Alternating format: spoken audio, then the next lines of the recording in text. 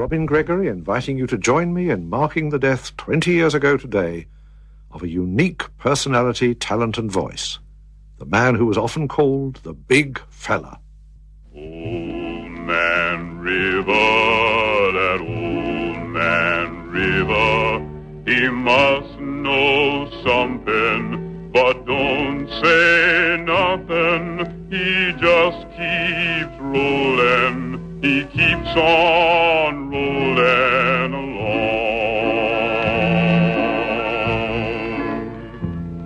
He don't plant taters, he don't plant cotton, and damn that planter is soon forgotten. But old man River, he just keeps rolling along. You and me, we sweat and strain, body all aching and wrecked with pain. Tote that barge, lift that bale, get a little drunk, and you land in jail.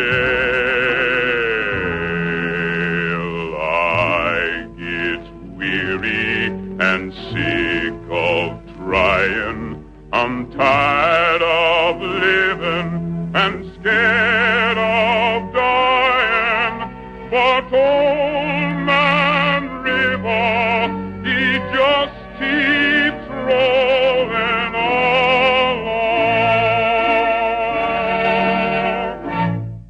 When Paul Robeson made that recording in May 1928, he was appearing in the first London production of Jerome Kern's Showboat at the Drury Lane Theatre. The show itself had had a mixed reception, but Paul Robeson's small role as Joe was singled out by the Sunday Times critic, who suggested the producers cut half an hour of the inept and clumsy production and fill the gap instead with Robeson singing spirituals. Paul Robeson was then 30 years old, and the most famous black actor in the world. In fact, as we shall hear, he was a big fella in many ways other than his physique. The start of his gramophone career happily coincided with the invention of electrical recordings, able to capture the essence of that exceptional bass voice, as his son Paul Robeson Jr. recalls.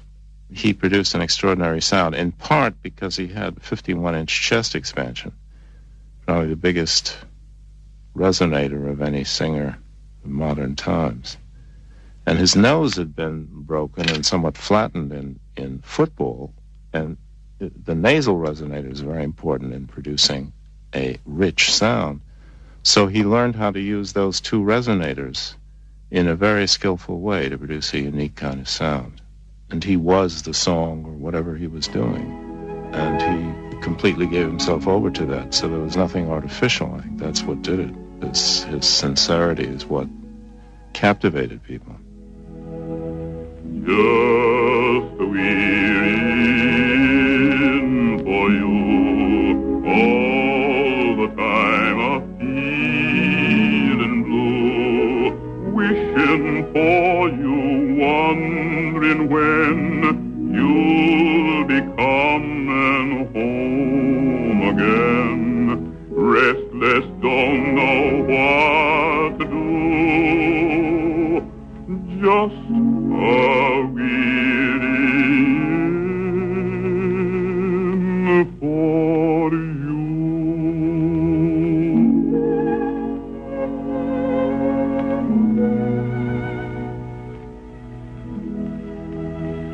Morning comes, the birds awake, used to sing so for your sake, but there's sadness in the notes that come trilling from their throats.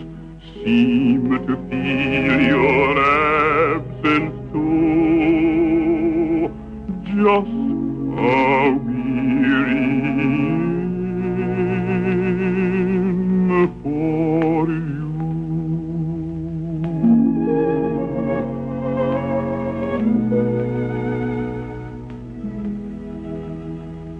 Evening comes, Sometimes I miss you more when the dark blooms round the door. Seems just like you ought to be there to open it for me. Latch goes tinkling, thrills me through, sets me weary for you.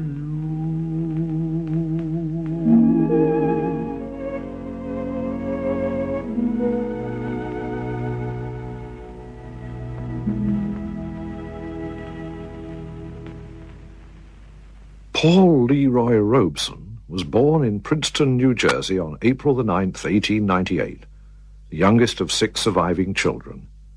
His father, William, had been born into slavery, but he'd run away from the cotton plantation and studied theology. He was suddenly forced to resign his ministry while Paul was a baby on what are now believed to be trumped-up charges of bad bookkeeping, although it was clearly stated that no misappropriation of funds had occurred. Then, in 1904, Paul's mother Maria died. For most people, these formative years have a bearing on character in later life, and for Paul Robeson this would seem to have been particularly so, for his qualities of warmth and compassion, allied to his considerable inner strength, appear to have stemmed from these early experiences. I would say it came from combination of his father and mother, and growing up in the A.M. Zion Church in New Jersey as a youngster. His mother, apparently, who died when he was 6 in a terrible accident. She burned to death, but a very gentle woman. And I think from my grandfather, his father, he got an enormous sense of worth and dignity. I say the combination of those two things gave him immense power, and yet great gentleness, which is a very rare combination.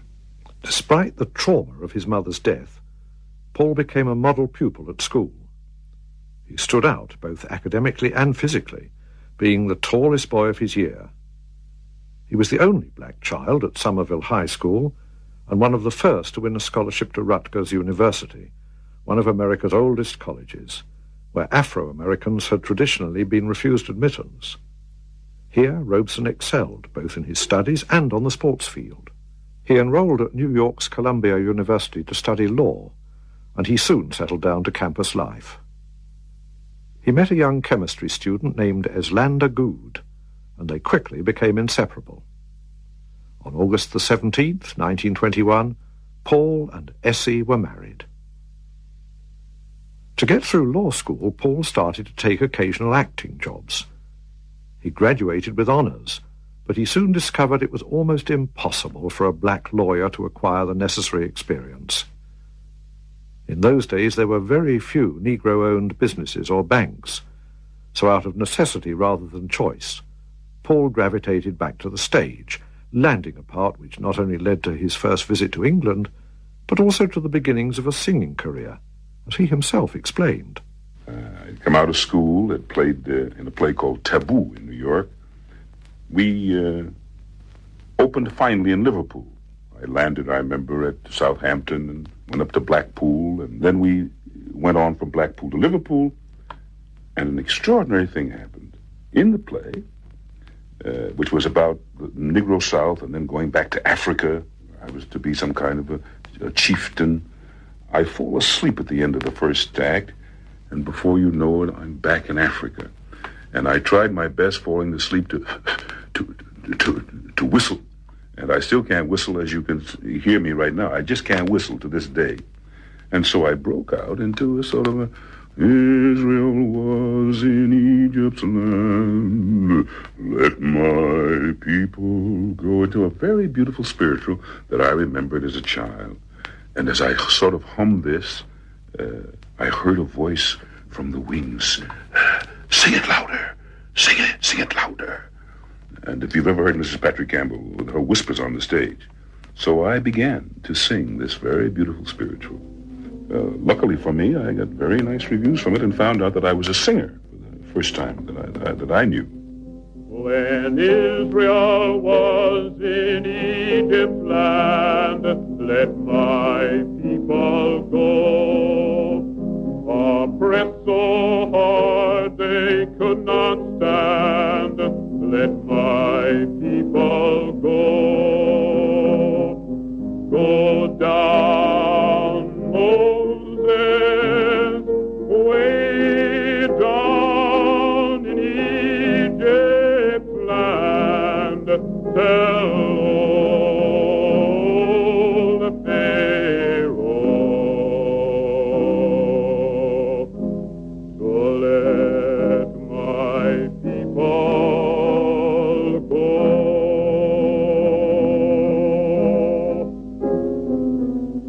Go Down Moses, one of the many spirituals that became Paul Robeson's trademark.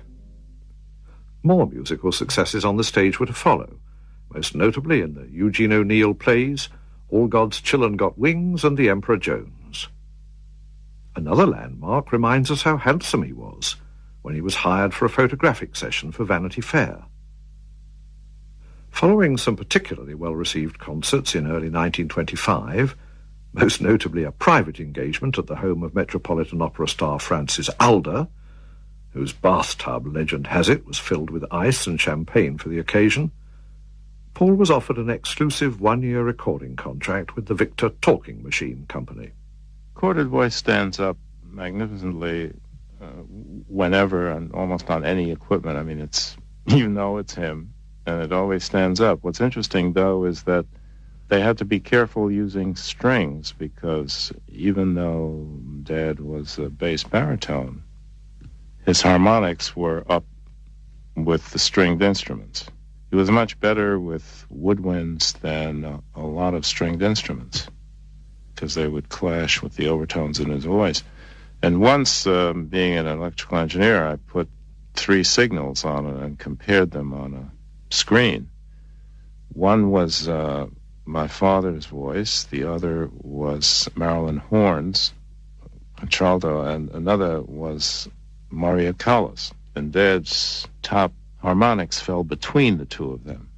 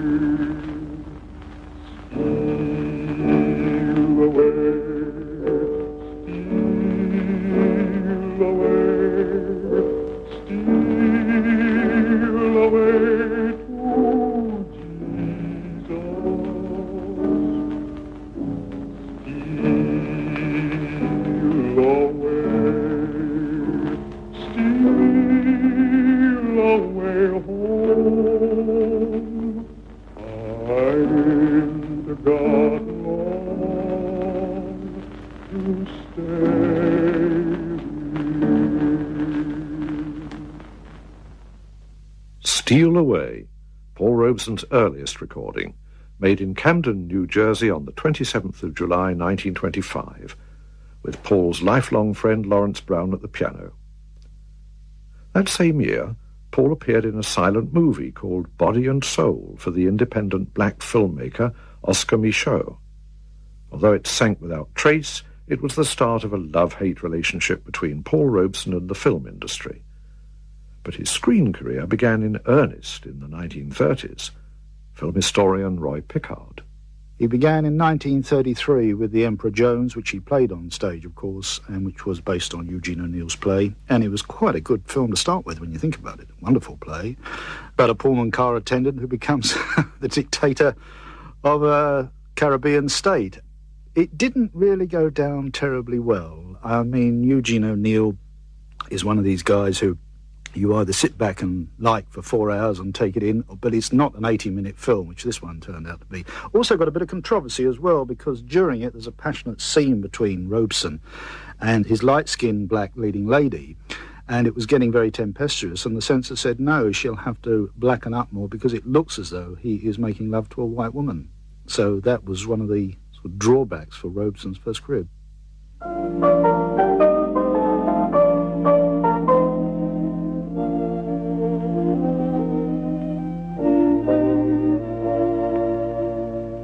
Evening breeze is sighing, moon is in the sky. Little man, it's time for bed.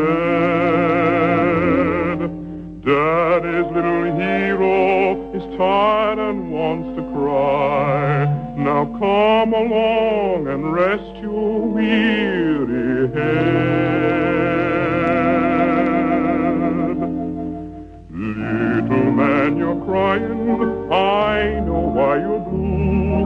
Someone took your kitty car away. You better go to sleep now, little man, you've had a busy day. Johnny won your marbles, tell you what we'll do. Dad'll get you new ones right away. Better go to sleep now, little man, you've had a busy day.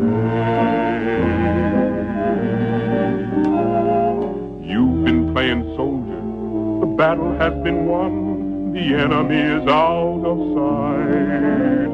Come along there, soldier, put away your gun, the war is over for tonight. Time to stop your scheming, time your day was through. Can't you hear the bugle softly say? Time you should be dreaming, little man, you've had a busy day.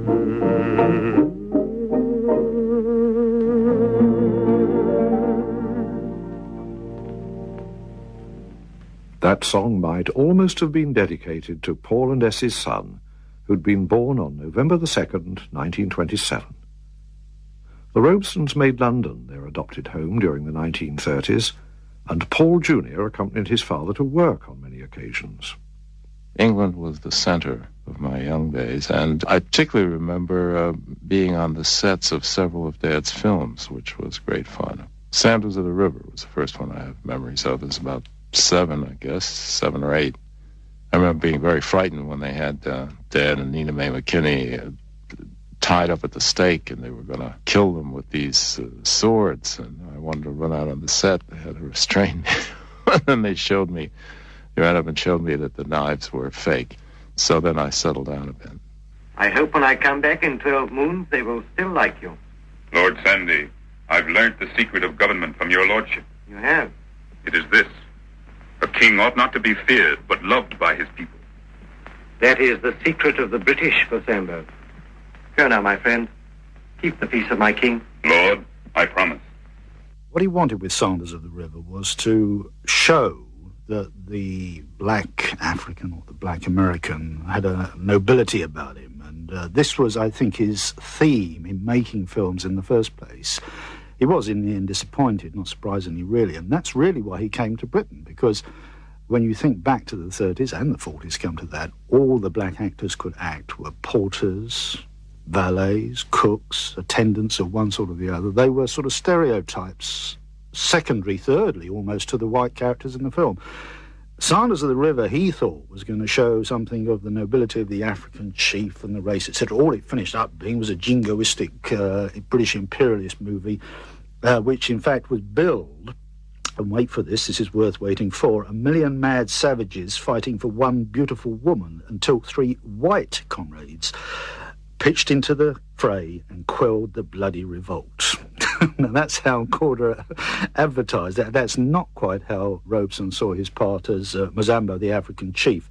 Some of the criticisms about his performance, especially in America, were pretty strong. One called him half Wallace Beery and half concert singer in undress, and a very distinguished critic said that the spectacle of one of the most gifted and distinguished members of his race, placed in a position where he's forced into caricatures of his people. Now, that really hurt Robeson, and he was very, very cross about it. In fact, at the end of the film, he said he hated it.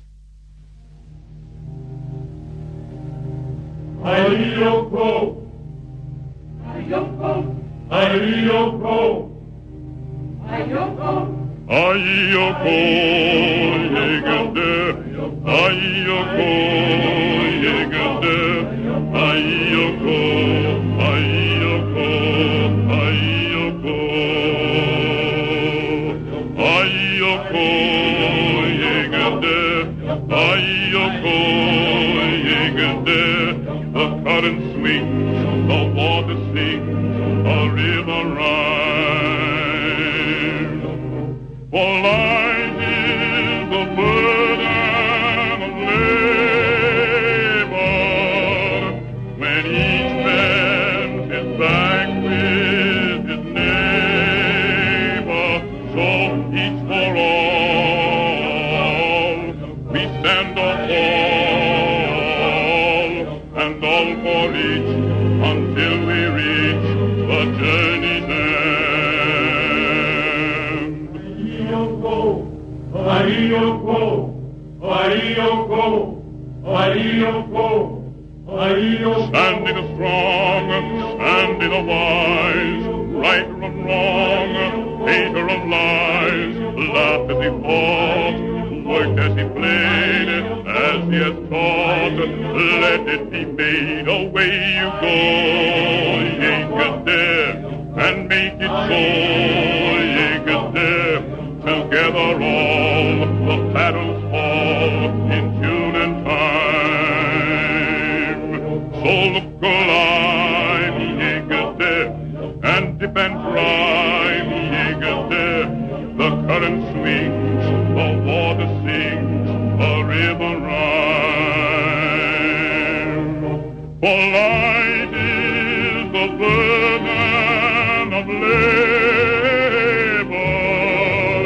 when each bends his back with his neighbor, so each for all, we stand or fall, and all for each, until we reach the journey's end.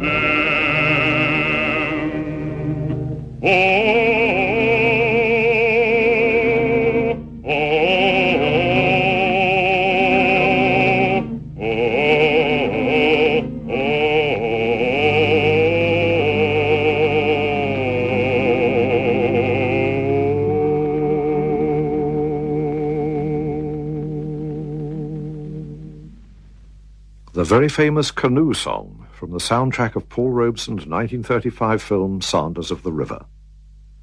Singer Elizabeth Welsh appeared with Robeson in Song of Freedom in 1936.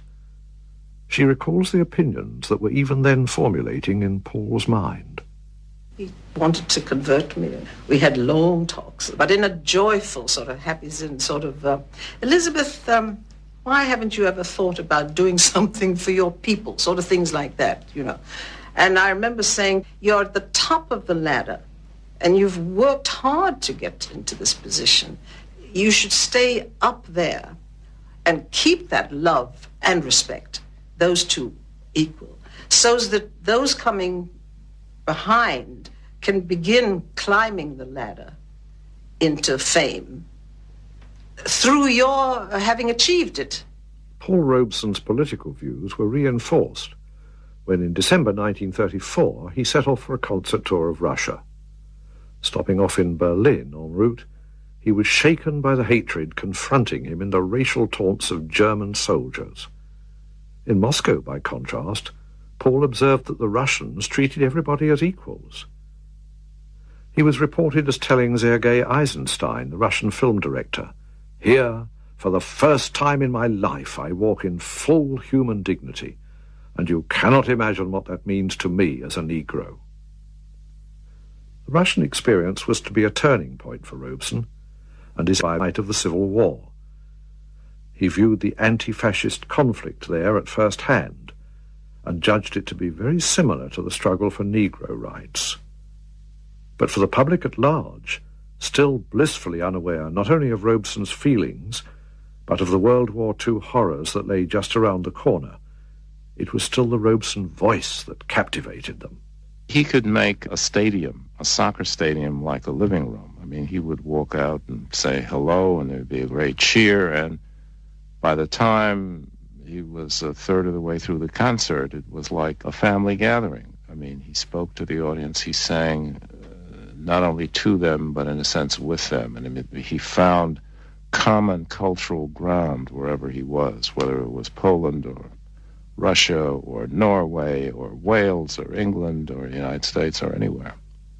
He found this communication with the audience, which was quite extraordinary. People felt personally touched, even though, you know, there might have been 30,000 people in a stadium. Morning star lights the way, restless dream of dawn.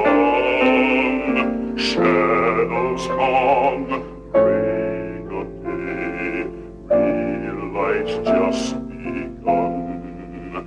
There's no break, there's no end, just a living on. Wide awake with a smile, going on and on.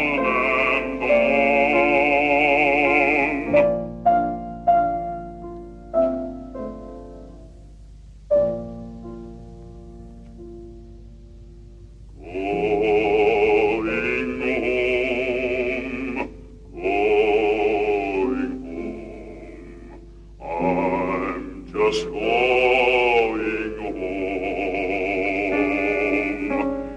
It's not far, just close by. Through an open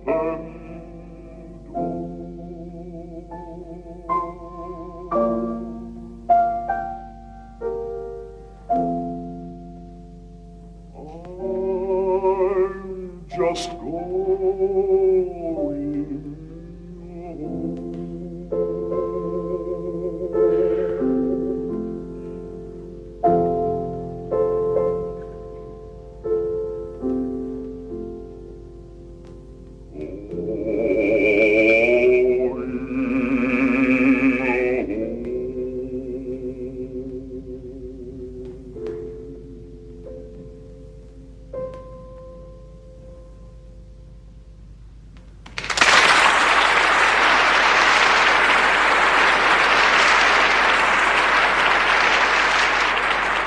British impresario Harold Fielding promoted many important concert artists during the 1930s and 40s.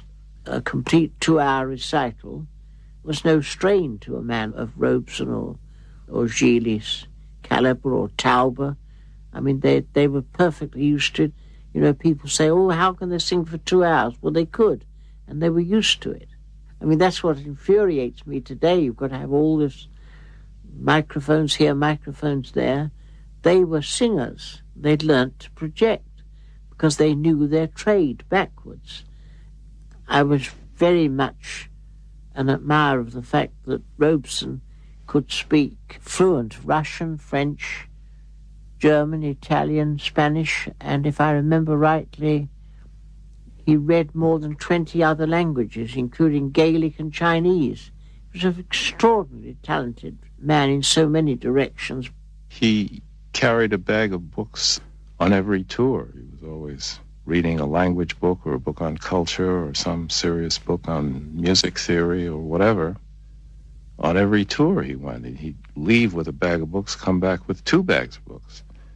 In the beginning, it sort of drove me up the wall, but when I got used to it, I loved it. He would keep asking you questions. Well, why is this so? Why is that so? You'd ask him a question, and he'd answer you with one, and sort of lead you along a whole maze of intellectual byways And I found myself learning so many things and becoming interested in so many things. I used to love to talk to him.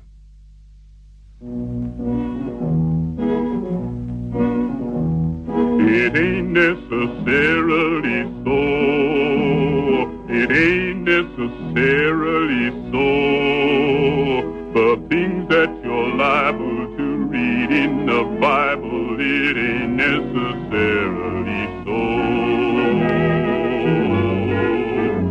Little David was small, but oh my. Little David was small, but oh my. He fought big Goliath, who lay low and dieth. Little David was small, but oh my.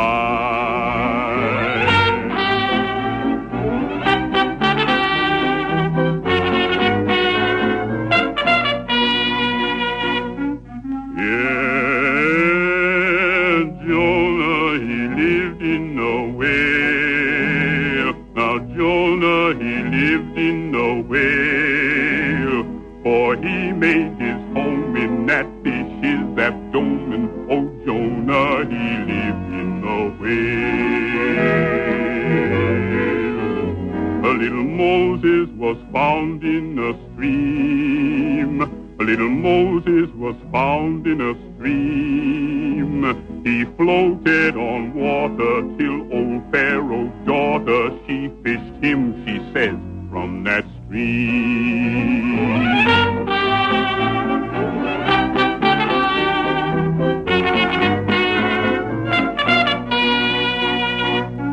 Yeah, it ain't necessarily so. It ain't necessarily so. The things that you're liable to read in the Bible, it ain't necessarily so. I'm preaching this sermon to show it ain't necessarily so.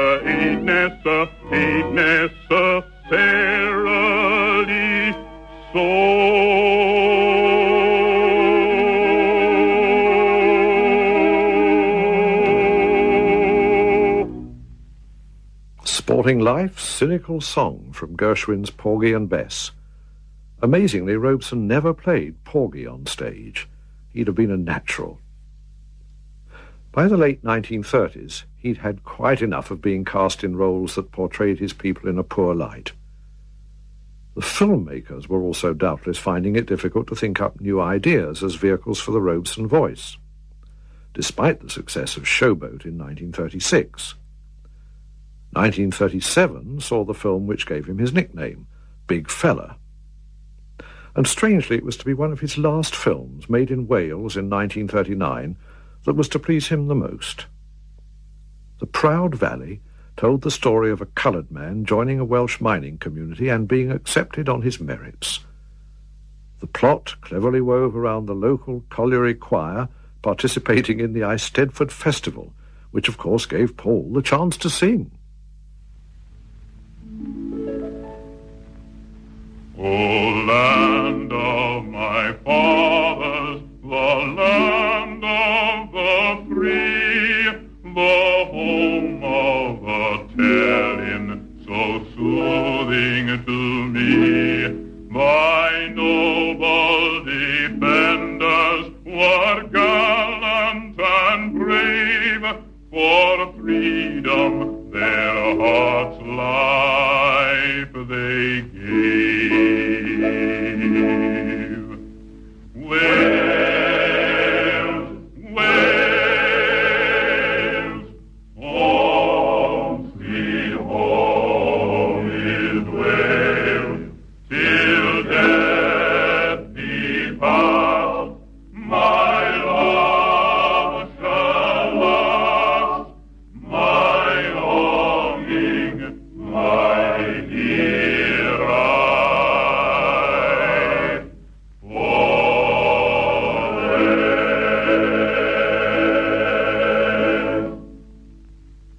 This rare exception apart, Robeson felt that unless he had the final say in his movies, he'd rather give up the film industry completely, which is exactly what happened. Sadly, therefore, one of his most acclaimed stage performances, that of the Moor in Shakespeare's Othello, went unfilmed. Othello was a character that fascinated Paul all his life. He'd first played the role opposite Peggy Ashcroft at London's Savoy Theatre in 1930, and he later became the first black actor to play the part on Broadway. I feel that Othello was a black man in a white society, and that the feelings of Brabantio, the father, the sort of the underlying hatred of this man when it came too close, is very important. I had an experience in 1944 playing in Cincinnati, Ohio, which is just on the border of the South. And from Louisville, Kentucky, across the river, quite a few people came over. And for about half the performance, nobody knew what was going to happen. Everything was very tense. And I was very careful how close I got to Desdemona, for example. I didn't get too close there. There was real tension. Let's presume, for example, that we could get on the stage and get out of Johannesburg. You know, this would be... Now, somewhere, I think Shakespeare meant this. An audience that would feel it that tensely. Alas, what ignorant sin have I committed? Was this fair paper, this most goodly book, made to write whore upon? What committed? Heaven stops the nose at it and the moon winks. The bawdy wind that kisses all it meets is hushed within the hollow mine of earth and will not hear it. What committed? Impudent strumpet. By heaven, you do me wrong. Are you not a strumpet? No, as I am a Christian. What, not a whore? No, as I shall be saved. Is it possible? Heaven forgive me. I cry you mercy, then. I took you for that cunning whore of Venice that married with Othello. You, Amelia, that have the office opposite to St. Peter and keep the gate of hell. You are you. We have done our course. There's money for your pains. I pray you turn the key and keep our counsel. Just prior to the outbreak of the Second World War, the Robeson family set sail for the promise of a new America, full of intent for racial unity under President Theodore Roosevelt. Within 5 weeks of returning home, Paul was recording a new musical epic written by Earl Robinson, Ballad for Americans. The racial themes were apparent to all. Are you an American? Am I an American? I'm just an Irish, Negro, Jewish, Italian, French and English, Spanish, Russian, Chinese, Polish, Scotch, Hungarian, Litvak, Swedish, Finnish, Canadian, Greek and Turk and Czech and double Czech American. And that ain't all. I was baptized, Baptist, Methodist, Congregationalist, Lutheran, Atheist, Roman Catholic, Orthodox, Jewish, Presbyterian, Seventh-day Adventist, Mormon, Quaker, Christian, Scientist, and lots more. You sure are something. Our country's strong, our country's young, and the greatest songs are still unsung. From the plains and mountains we have sprung to keep the faith with those who went before. We nobody or anybody believe it. We anybody or everybody have no doubt. Out of the cheating, out of the shouting, out of the murders and lynching, out of the windbags, the patriotic spouting, out of uncertainty and doubting, out of the carpetbag and the brass platoon, it will come again. Our marching song will come again. Deep as our valleys, high as our mountains, strong as the people who made it. For I have always believed it, and I believe it now. And you know who I am. Who are you? America.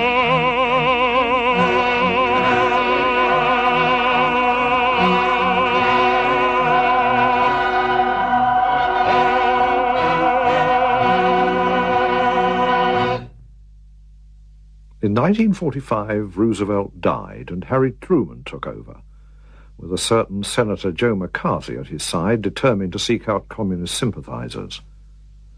Almost simultaneously, Paul Robeson put his artistic career on hold for 2 years in order to dedicate his life to winning full freedom for the oppressed. "I give of my talents to them," Robeson was reported as saying. "I refuse to let my personal success explain away the injustices to 14 million of my people." Asked outright, I become the very basis of the struggle for civil liberties. I refuse to answer it. In 1949, he returned to Europe, giving concerts in many countries, including the Soviet Union. A speech he made at the World Peace Congress in Paris was reported out of context, provoking waves of anger in the United States. Robeson received many death threats and was now treated as a dangerous radical. In August 1950, the American State Department ordered Paul Robeson to surrender his passport, proclaiming that any trip he made abroad would not be in the interests of the United States. At an impassioned press conference, Robeson gave full vent to his feelings. In attacking me, they suggested that when I was abroad, I spoke out against injustices to the Negro people in the United States. I certainly did. And the Supreme Court Justice just ruled, Judge Warren, in the segregation cases, that world opinion had a lot to do with that ruling, that our children, Negro children, can go to school like anybody else in the South.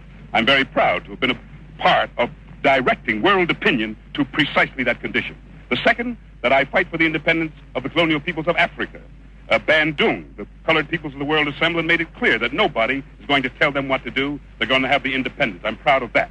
The third, that I fight for peace and friendship with the Soviet Union. At Geneva, the President of the United States made it clear that nobody wants to go to war with the Soviet Union. No Americans want to fight them. And I presume certainly the Negro people of the United States don't want any war with them either. Nobody does, because we want peace and friendship in the world. And rather absurd that the Soviet farmers can be here in the United States, that Baptist preachers can be in Moscow and farmers, that I'm not allowed to travel because of my friendship, open spoken friendship, that's right, for the Soviet people and for the peoples of all the world. I worked with him for years under difficult conditions, the worst McCarthy decade. I learned some fascinating things about him. He couldn't tolerate nonsense. That is, if you tried to butter him up, or if you went all around the maypole in answer to a question, you couldn't say, well, I really did, I don't know, I don't have a clue, when you started making up a whole lot of stuff. He had really very little tolerance for that. Quite impatient, and yet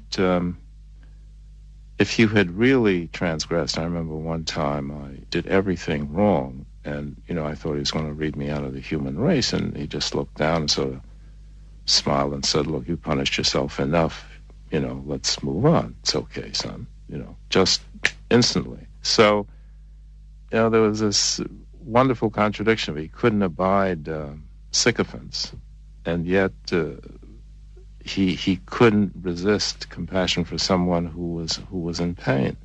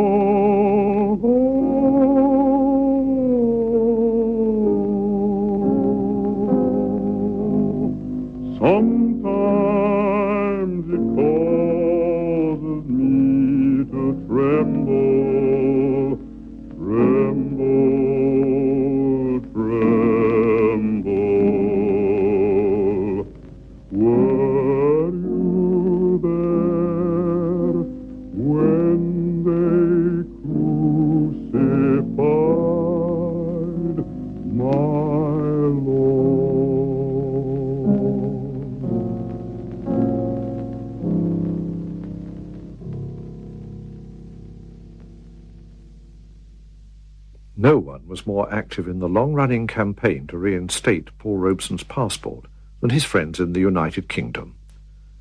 When technology facilitated a voice link via a landline to New York, Paul was invited to perform, even though it was only his voice that would make the distance all the way over the Atlantic. And so, one day in May 1957, at London's St. Pancras Town Hall, that great voice was heard again, in the company of Alfie Bass, Cedric Belfridge, and 1,000 cheering people. I want to tell you again how wonderful it has been to sing to you tonight and to know that I have thousands of friends in your great land. I'm sure I'll soon be there with you, as I said. Thanks again. And my family is here, my boy, my wife, and many, many thousands in America send you thanks. Paul, can you hear me? Yes, Cedric, I can hear you. I don't know if I can put this into words, but the audience here tonight have been waiting to hear you, and they've heard you, and I can't tell you the feeling here in this hall. Well, I certainly thank them, and thank you so much. It's been wonderful what you've done. Bless you, and bless your family, and I know we're going to see you in this country in a very short time. You certainly will, and it will have much to do with your efforts there, I assure you. Bless you, Paul. Yes. 3 cheers for Paul Robeson. 3 cheers for you. Hip, hip! Hip, hip! Hip, hip! The following October, the experiment was repeated, this time at the miners' Eisteddfod at Porthcawl. The Welsh always reciprocated the warm feeling that Paul Robeson felt for their land. Hello, Paul Robeson. This is Will Painter, President of the South Wales Miners, speaking. On behalf of the South Wales Miners and all the people gathered at this Eisteddfod, I extend to you warm greetings of friendship and respect. We are happy that it has been possible for us to arrange that you speak and sing to us today. We would be far happier if you were with us in person. Our people deplore the continued refusal of your government to return your passport and to deny you the right to join with us in our festival of song. We shall continue to exert what influence we can to overcome this position. We look forward to the day when we shall again shake you by the hand and hear you sing with us in these valleys of music and song.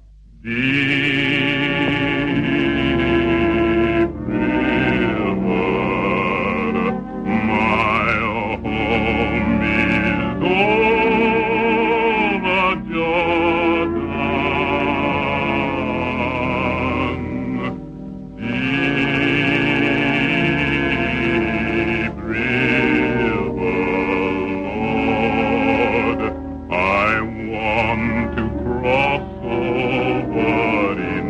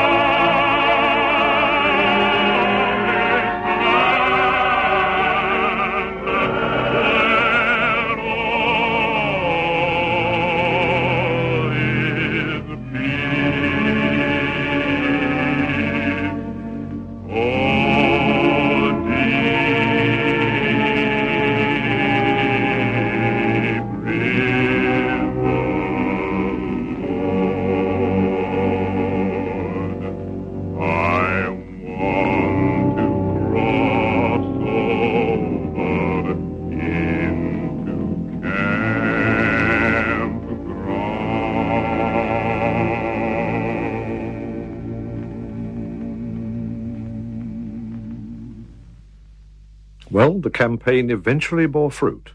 The following year, 1958, saw the reinstatement of his passport, and Paul Robeson was once again free to travel, appearing before a capacity audience at London's Royal Albert Hall and in several BBC broadcasts.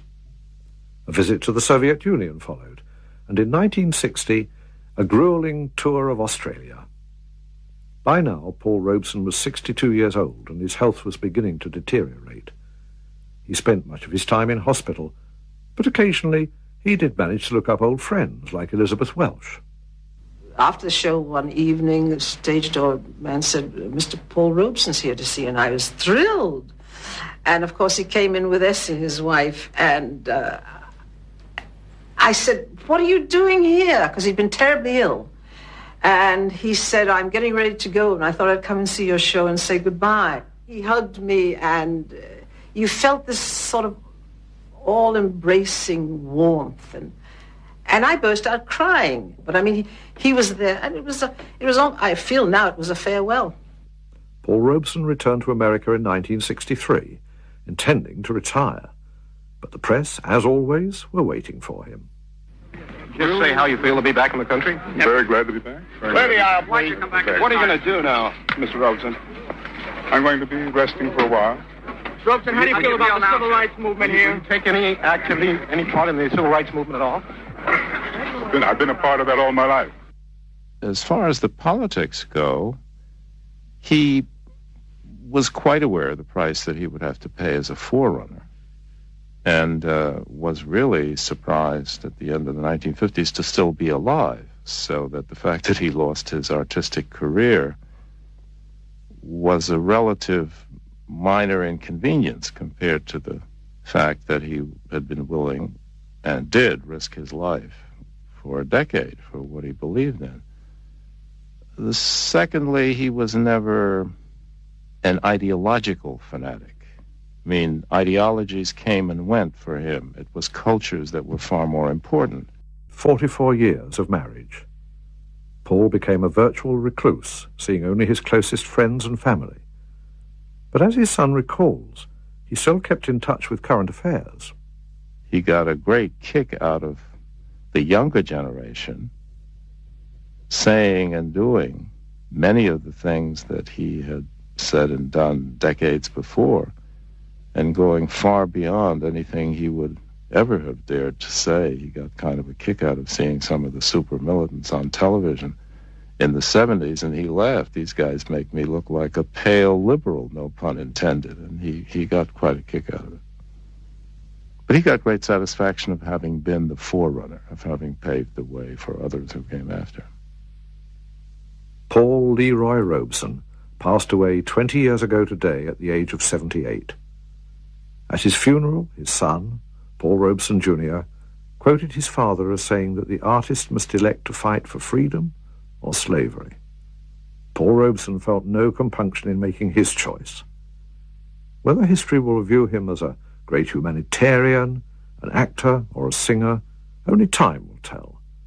But the Paul Robeson voice, that will always remain. I have done the state some service, and they know it. No more of that. I pray you in your letters, when you shall these unlucky deeds relate, speak of me as I am, nothing extenuate, nor set down aught in malice.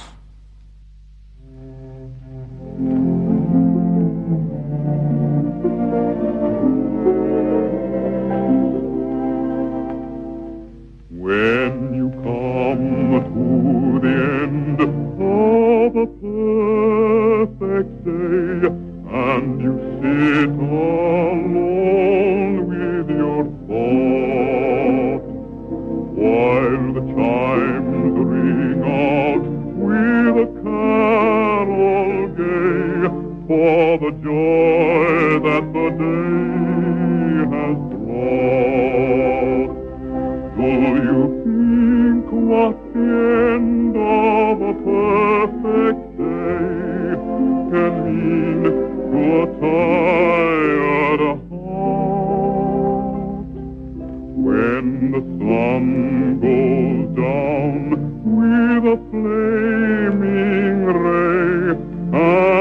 dear friends have to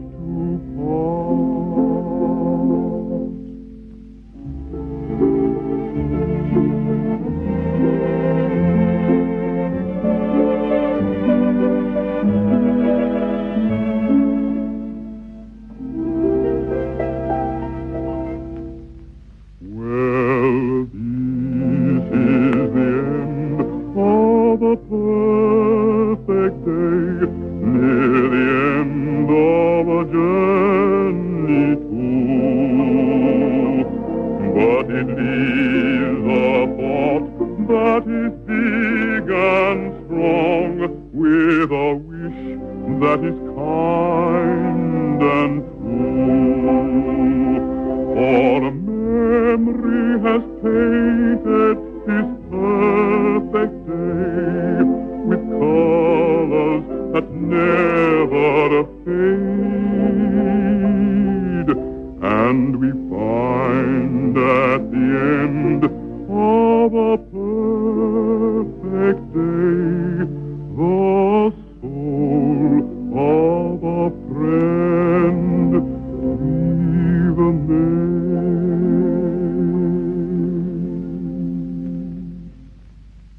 In this program, you heard the voices of Paul Robeson Jr., Roy Pickard, Elizabeth Welsh, Harold Fielding, and of course that of Paul Robeson himself.